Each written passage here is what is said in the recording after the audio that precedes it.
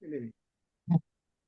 음, 네, 그러니까 제가 이 동아리 수업 때 딱 45분밖에 안 했, 못 했음에도 불구하고 그 메모드 결정 게임에 이제 첫 번째 게임만 했었거든요. 이제 두 번째 게임까지 못하고 첫 번째 게임만 했었거든요. 그런데 이제 주사위를 제가 그 사진 보내드린 것처럼 이제 아크릴 관련된 거 한 300개 정도 준비해 놓고 좀 여유 있게 준비해 놓고 이제 말씀하신 대로 바구니 이렇게 굴리거나 해가지고 이제 진행을 했었거든요. 그리고 기록도 하게 했었고요. 근데 깜짝 놀란 게 그 주사위 하나에 아이들이 집중을 하는 겁니다.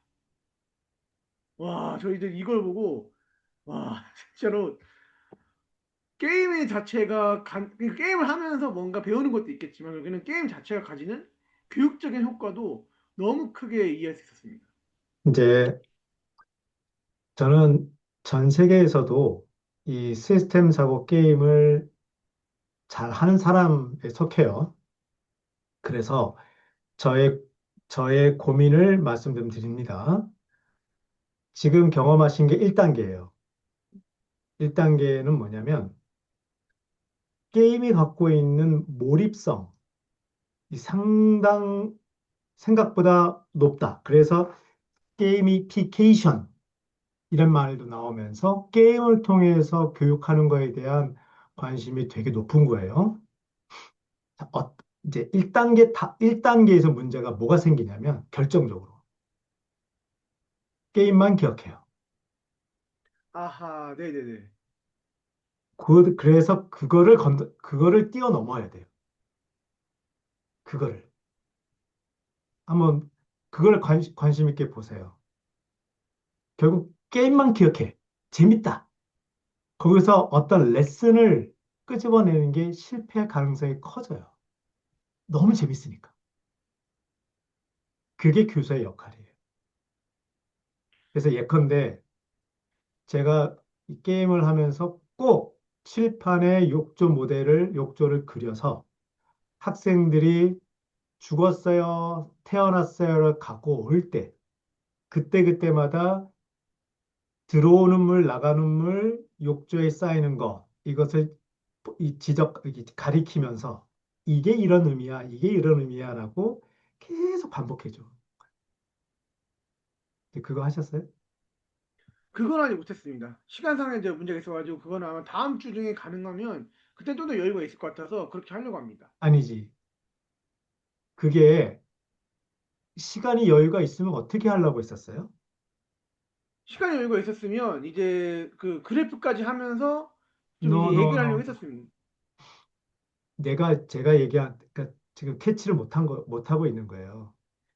1라운드, 2라운드, 그러면 이제 그때그때마다 굴려서 결과를 보고, 와, 우리는 태어난 게 몇 마리야, 죽은 게 몇 마리야, 라고 매 라운드마다 결정하잖아요.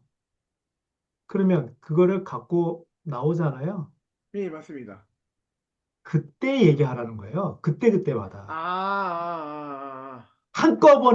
한꺼번에, 자, 게임 잘했지, 이게 이런 의미야, 이러지 말고, 어, 반복. 매 라운드마다. 그렇게 네, 제가 지겹게 끌고 가야 돼요. 지겹게. 네네네네. 반복. 그러니까 어렵지는 않지만 교사의 역할은 어려운 개념은 아니지만 반복시켜주는 게 교사의 역할이에요.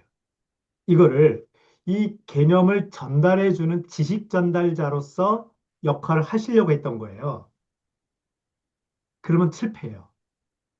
지식 전, 제 생각에는 교사의 역할에는 지식을 전달하는 역할도 물론 있겠지만 이 역할은 갈수록 힘을 발휘하지 못할 겁니다. 인공지능. 예, 맞습니다. 그러면 교사의 역할로서 지식 전달자 말고 요구되는 또 다른 역할이 뭐냐면 훈련시키는 음, 역할이 반복해서 하지만 즐겁게 반복. 요거를 음, 좀 잘하는 교사가 별로 없어요.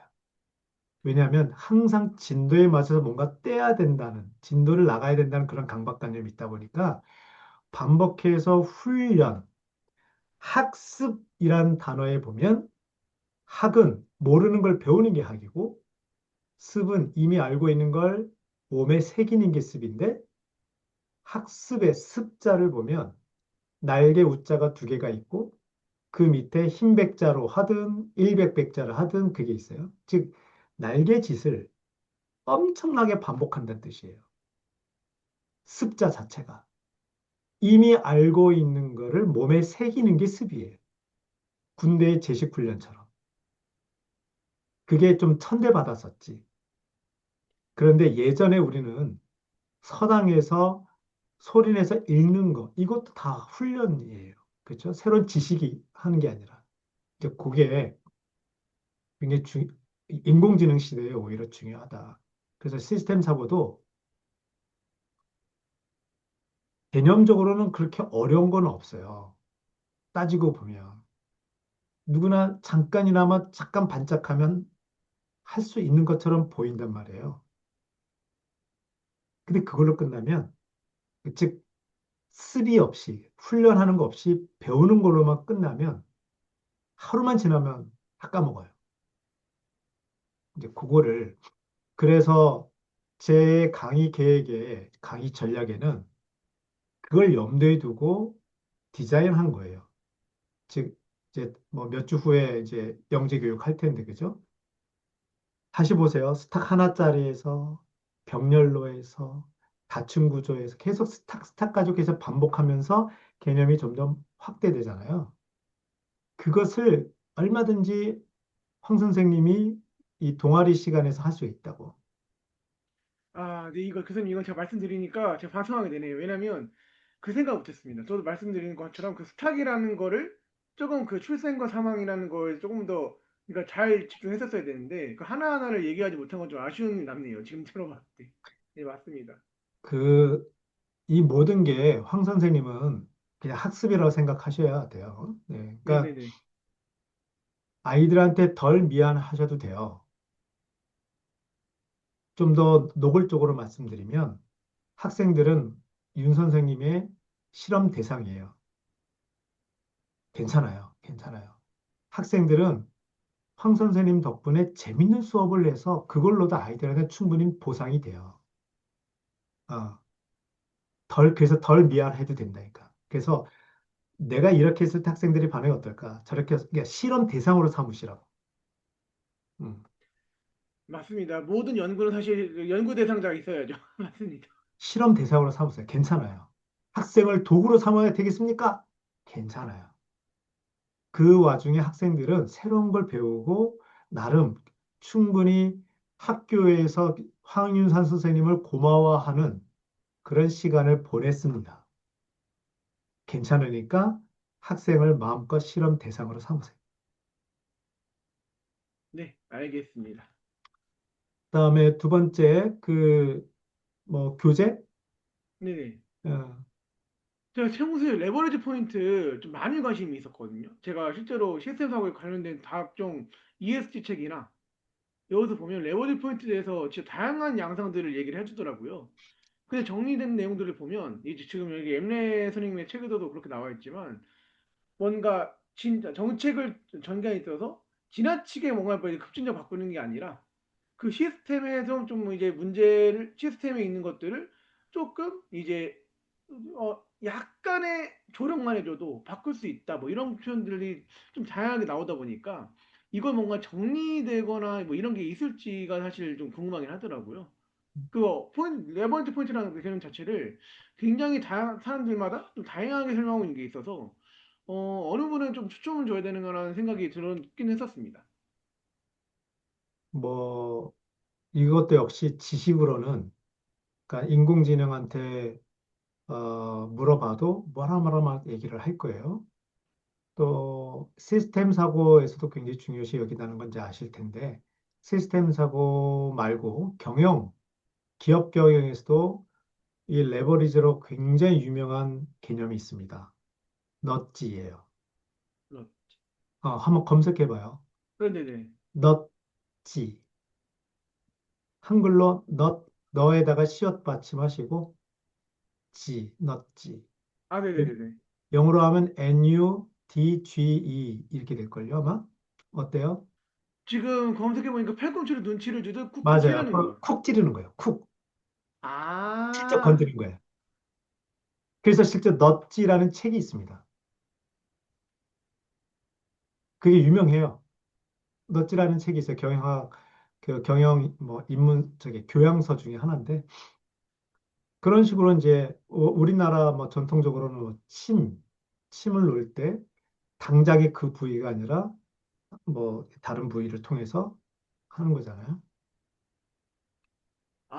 그러면 조금 이해가 됩니다. 조금씩 이제 이 레버리지 포인트라는 게 조금씩 뭔가 실제적으로 이해가 됩니다. 약간 어떤 느낌인지. 레버리지, 그러니까 시스템 구조를 분석을 한다. 또는 시스템을 뭐 인과순환 지도로 이해를 하든, 스타카 플로우의 모델링이든 뭐 이런 걸로 이해하든, 그 다음 단계는 그래서 이걸 어떻게 국부려 먹지? 어쩌라고? 인과순환 지도에서 피드백을 받았어요. 어쩌라고? 어쩌라고? 그 어쩌라고가 이걸 우리가 원하는 방향으로 시스템 구조를 바꾸는 데 사용하자는 뜻이에요. 네네네. 그럼 궁극적 목표가 그거인 것 같습니다. 결국에는. 그렇죠. 그거에 대한 고민이 계속 누적되는 거예요. 그런, 그래서 어떻게 하면 이 구조를 분석했어. 오케이. 그러니까 1단계는 먼저 이런 거예요. 1단계는 빙산 모델을 생각하면 딱 맞아요. 1단계는 현상을 봐요. 문제가 터졌어. 이 문제가 왜 생겼지? 그래서 그 수면 밑에 있는 현상, 문제의 현상 밑에 있는 걸 보니까 시간에 따라서 이게 변화가 나타나는 거에 이 드러나는 현상이네. 즉, 전반적으로 어떤 시간의 흐름에 따른 변화, BOT가 있냐. 그걸 발견하게 되고, 그러면 이러한 변화, 즉, 어떠한 한 현상을 1단계는 현상을 현상으로만 보는 게 아니라 연속성 상에서 현상을 보는 거예요. 변화의 연속성. 관점에서. 음. 그죠? 그 다음, 그러면 이 변화의 과정, 이 변화는 어떤 메커니즘에서 이 변화가 생기는 거지? 구조를 보는 거죠. 구조를 보는 관점이 인과순환 지도로 CLD를 그리든 스탁 플로 다이어그램을 그리든 이런 구조에서는 이런 변화가 일어날 수밖에 없고 우리가 보는 현상은 이런 큰 변화의 흐름에서 하나의 현상일 뿐이다. 여기까지 했는데 그래서 어쩌라고? 아, 구조를 바꿔야 되는구나. 여기서부터 이제 먹먹해지는 거예요. 쉽지가 않단 말이지. 왜 쉽지가 않은가에 대한 이야기를 하면서 빙산 모델의 맨 밑에 있는 멘탈 모델까지 가게 되는데 그 사이에, 그 사이에도 굉장히 많은 이야기들이 있어요. 예를 들어서 그 이 시스템 사고의 습관 중에 정말 그러니까 좋은 이 내용이 하나 있는 게 뭐냐면 시스템의 문제를 해결할 때 빨리 해결하려고 하지 말아라. 빠른 해결책을 하려고 하는 순간 생각지도 못한 것이 나를 뭐 덮칠 수 있다라든가 예상치 못한 일들이 벌어진다. unintended consequences, 의도하지 않은 결과들이 생길 수 있다. 그래서 마지막 순간까지 지켜봐야 된다. 그런 거예요. 즉, 시스템 구조를 바꾸려고 하면 확 뜯어 고치면 오히려 반발이 커진단 말이에요. 그죠? 어떻게 해야 되지? 그래서 살살살살 해야 돼라는 여러 가지 이제 이 시사점도 나오긴 하겠죠. 그런데 예컨대 전쟁을 앞에 두고 뭔가 급하게 바꿔야 돼.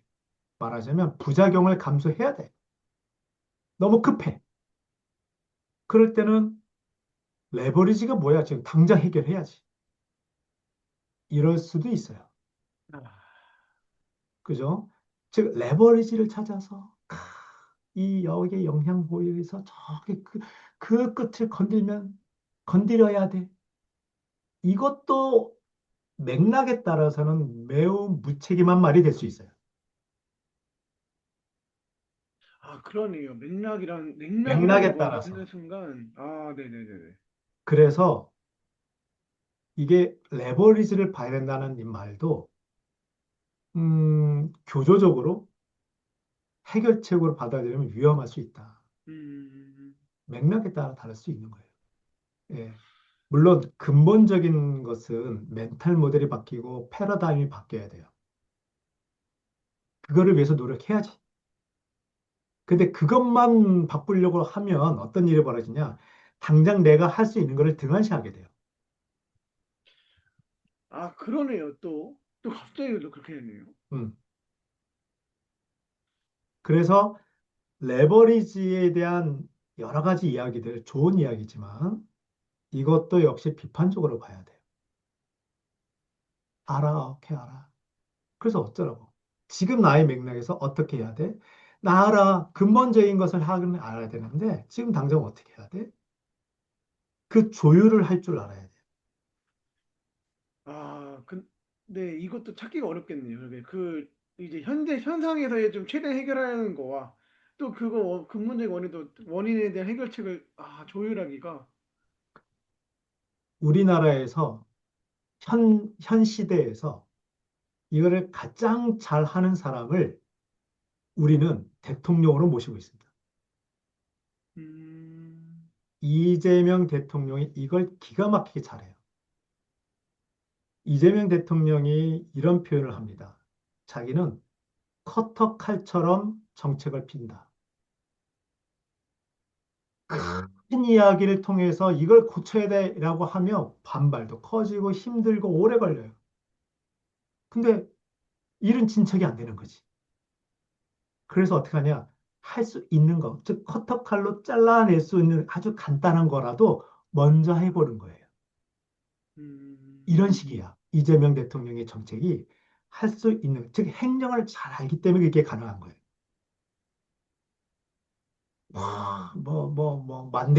만델레가 오고, 뭐, 평화 통일 이루어야 돼. 그다음에 뭐, 계층 간의 빈부 격차를 없애야 돼. 누구나 할 수 있어. 근데 그것만을 위해서 하면 어떤 일이 벌어지냐고. 아, 반발심이 생긴다. 지금 비교해 주신 내용 보니까 딱 이해가 되네요. 레벨리 포인트 갖는 게 너무 좀 어떻게 보면 허황될 수도 있다는 생각도 많이 드네요. 포함될 수도 있어요. 근데 그렇다고 이재명 대통령의 그 아주 자잘한 커터칼처럼 이게 그게 얼핏 보면 엄청난 초롱성을 와르르 무너뜨릴 수 있는 이 벽, 이 초롱성, 이 성벽 밑에 있는 돌, 이 뭐야, 모래를 이게 살살살살 걷어내는 것 같은 느낌도 될 수 있어요. 성벽 밑에 있는 모래를 걷어내리면, 예컨대 이게 이 표현을 기가 막힌 단어로 표현한다면 영어에 disruptive라는 말이 있습니다. destructive가 아니라 파괴적인 게 아니라 disruptive. 한번 검색해 볼래요? D-I-R, 디스럽티브 잠시만요. D-I-R, R이 하나 더 들어서 R-U-P, T-I-V-E, ruptive, disruptive. 디럽티브, 네, 디럽티브가 뭐라고 번역되나요? 번역되나요? 잠시만요.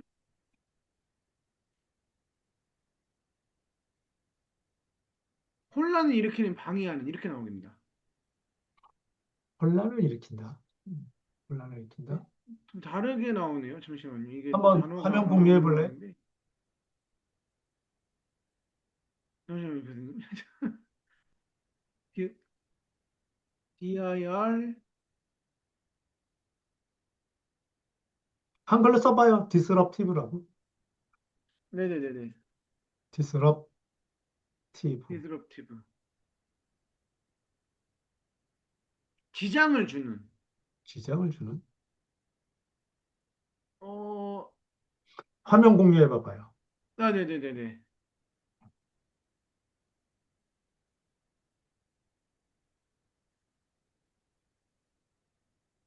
네, 지금 이렇습니다.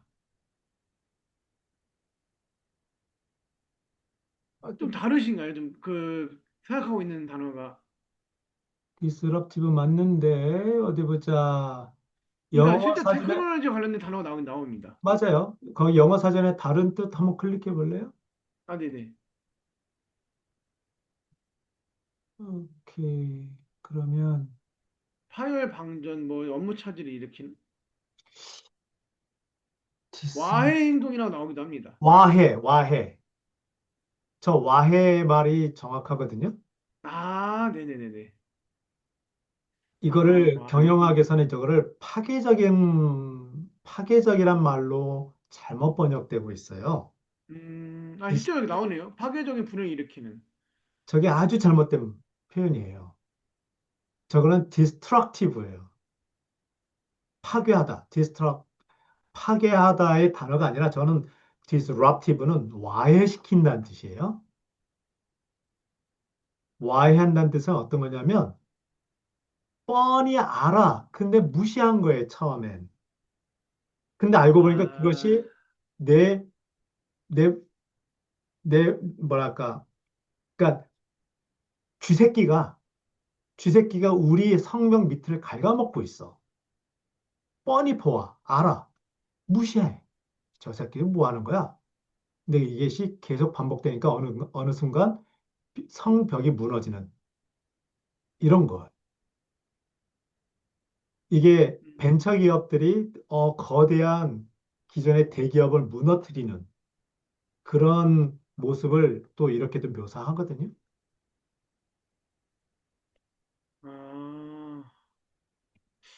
아, 또 다르네요. 또 이게 느낌이 또 다른 거죠. 다르네. 예. 예.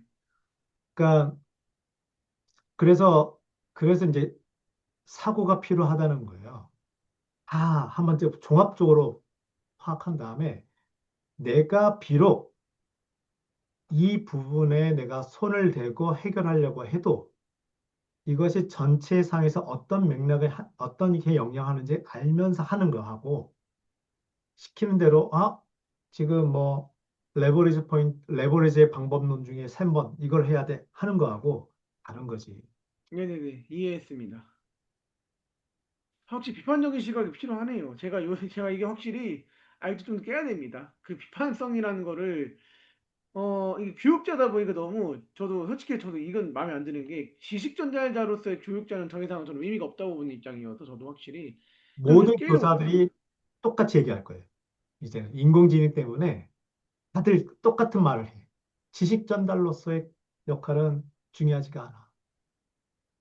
근데 그 다음 뭐가 중요하고 그다음에 그것을 위해서 내가 어떻게 해야 되는지에 대한 고민이 없어요.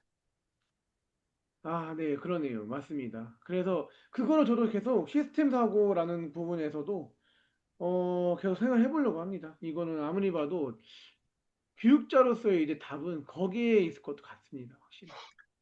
요 대목에서 그냥 그 잔소리처럼 말씀드리는 거는 시스템 사고는 도구입니다. 네네. 이 도구로 뭘 할지를 생각하셔야 돼요.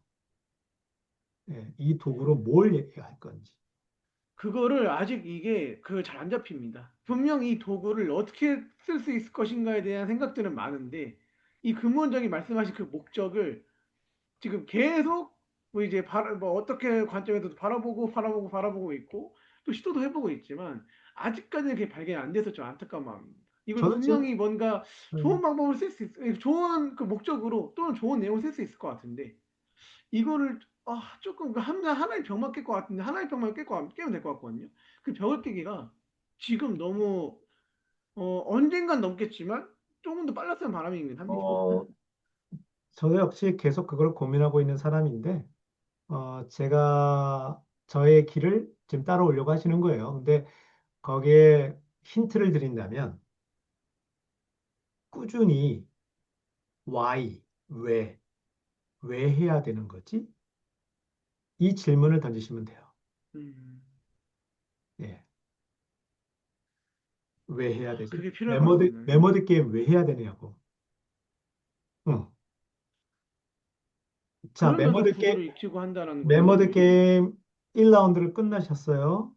다음 주에 이제 2라운드를 하시게 될 텐데, 왜 해야 돼요, 2라운드를?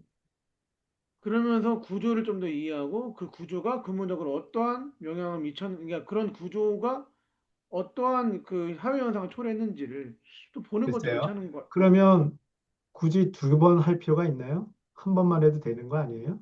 근데 규칙의 차이가 있기 때문에 그것도 봐야 되긴 합니다. 인간의 그 개입이라는 것도 있기 때문에. 오케이. 오케이. 그래서 그 인간의 개입이 그리고 자연현상이 어떤 영향을 미치는지도 한번 그런 관점에서 볼 수 있을 것 같고요. 그런 구조를 이제 좀 약간 다르게 보는 것도 있다 보니까 그런 음, 부분도 학생들한테는 큰 의미가 있을 것 같기도 합니다. 그러니까.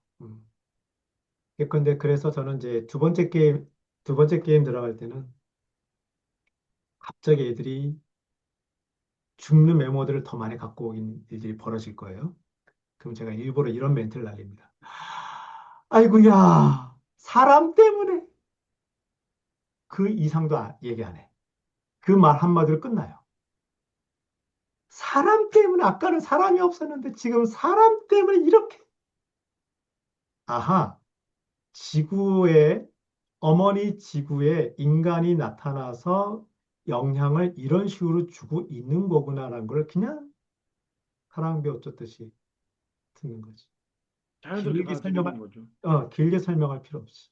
네네네네. 음. 실제로 이번에 제가 학생들 중에서도 장난 안 치고 했던 애들이 꽤 있었거든요. 실제로 그 진지하게 저 임했던 학생들이 있는데 그 자료는 제가 그 뭐냐 드라이브에 올렸습니다. 올렸고 보니까 깜짝 놀란 게 아이들이 그걸 좀 이제 체감을 하기 시작하더라고요. 점점 메모리가 없어지는 그 현상을 체감하기 시작하더라고요. 약간 그런 느낌도 들더라고요. 그 스토리텔링은 안 하셨어요? 아, 그것도 했었습니다. 그거는 지난주에 제가 영상으로 약간 이 메모드 것도 보여줄 수 있도록 이제 그 해당 선생님께 말씀을 드리고, 그 다음에 이어서 결국 이게 자연 생태계와 관련해서 여러분들이, 그러니까 좀 애매하다. 아, 아니다라는 느낌. 지금 모듬이 몇 개의 모듬으로 했어요? 팀이 몇 개예요? 모둠은 일단, 잠시만요. 몇 개였지? 6개였습니다. 6개. 네네. 그러면 큰 종이에 BOT가 6개가 나왔겠네요. 예, 그러고 싶었는데, 아직 그 표까지밖에 못 했었습니다. 오케이. 네네. 그러면 다음 주에는 그 표를 가지고 그래프를 그리겠네요. 네네, 맞습니다. 괜찮아요. 뭐 게임 하나 가지고 그렇게 하셔도 돼요. 자, 이제 그러면 큰 종이를 준비를 하실 텐데 거기에 일부러 다 눈금을 그리세요. 또는 눈금이 있는 이젤 패드를 사용하시거나. 네네네네. 자, 그래서 모듬별로, 그러니까 일단 모듬 안에 학생들이 기록한 것은 똑같겠죠. 모듬별로는 똑같을 거예요. 그죠? 그래서 그걸 가지고 그래프를 그리면 점점 점점 메모드는 줄어드는 그런 그래프이지만 6개의 그래프는 각기 다를 거예요. 네, 맞습니다. 그죠? 그 6개 각 모듬한테 미션을 주는 거예요. 자, 너네들은 그렇게 메모드가 푹 빠졌다가 올라갔다가 또 서서히 빠졌다가 막 이렇게 모습은 이러는데 그 변화의 과정에서 어떤 일이 있었는지를 스토리를 만들어 봐. 이렇게. 아, 선생님이 얘기하는 게 아니라 학생들이 얘기하게. 상상해 봐. 뭐 예컨대 뭐 갑자기 우주에 혜성이 나타나가지고 폭망했어요라든가 갑자기 코로나가 덮쳤어라든가 뭐가 됐든 재밌네요. 말씀하신 아이디어가 재밌네요. 확실히. 네네. 그것까지 다 아이들을 직접 만들어 보게 하는 이야기 자체가 그런 새로운 얘기가 다 부분을 알 수 있는. 얘기했었어 내가 메모드 게임 소개할 때. 네, 이게 기억이 안 났습니다. 순간. 기억이 안 났어요.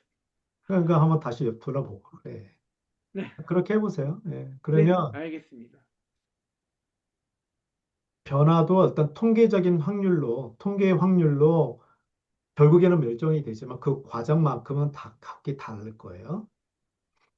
그래서 다양한 양상으로 비선형적으로 나타나지만 결과는 꼭 똑같다. 이것도 재밌는 포인트예요, 사실. 그리고 다양한 변화, 즉 각각의 비선형적으로 변화가 일어나는 것을 왜 또 그런 일이 벌어졌지라는 것은 스토리텔링으로 하면 정답이 없는 시스템의 변화에 대한 뭐 이야기를 만들어가는 거죠. 그 본인들의 입으로 얘기하면 몰입도가 더 좋아져요. 네, 알겠습니다. 이것도 제가 잘 적용해 보겠습니다. 그래요. 그 교재에서 뭐 또 설명하실, 저기 뭐 그 질문하실 건 없으시고? 특별하게는 없었어요. 왜냐면 정책 부분에서는 결국에는 이거를 어떻게 그 시스템 구조화에서 어떻게 해야 한다 이런 부분이어서 특별하게는 더 없었던 것 같긴 합니다. 네. 그러면 다음에는 어디까지 하실 거예요? 지금은 다, 우리가 그 엠네가 만든 터키 교재를 가지고 한번 쭉 본다라는 거잖아요. 네, 맞습니다. 7장을 저 내용은 다 봤는데 이 정도면 처음에 저희가 말씀드릴 건 다 말씀드린 것 같아서 그 이후에 8장을 8장과 9장을 같이 봐도 괜찮을 것 같긴 합니다. 좋아요. 한번 보시고 뭐 그 생각하신 거라든가 궁금한 거라든가 아니면 저한테 전혀 모른다는 전제하에 한번 설명을 해본다든지 뭐가 아, 됐든. 네네네. 음. 이게 learning by teaching이라고 그죠? 설명하면서 내가 더 잘 이해할 수도 있는 거니까. 네. 핵심이 뭔지. 그래서 지금 준비하신 내용에 대해서 저한테 한번 설명해 보려고 해보세요. 이 역에서의 핵심은 이겁니다.